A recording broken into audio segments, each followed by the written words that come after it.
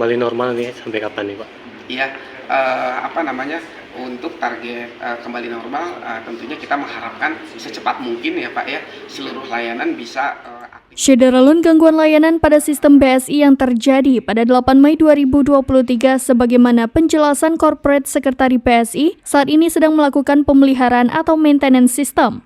Regional CIO BSI Aceh, Wisnu Sunandar mengatakan, meski terjadi pemeliharaan dan sejumlah transaksi gagal sejak kemarin, ia memastikan bahwa seluruh uang nasabah aman.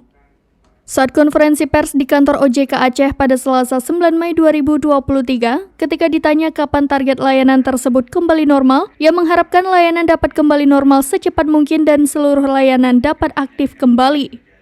Pihaknya masih menunggu informasi dari kantor BSI Pusat terkait sudah sejauh mana pengembangan perbaikan tersebut.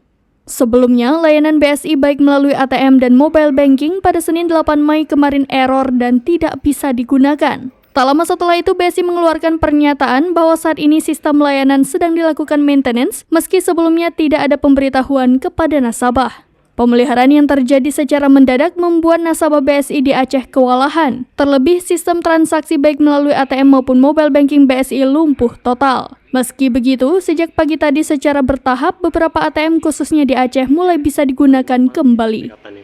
Iya, untuk target kembali normal, tentunya kita mengharapkan secepat mungkin ya Pak ya, seluruh layanan bisa aktif kembali. Tapi kami tetap menunggu karena yang menghandle ini adalah seluruhnya dari kantor pusat.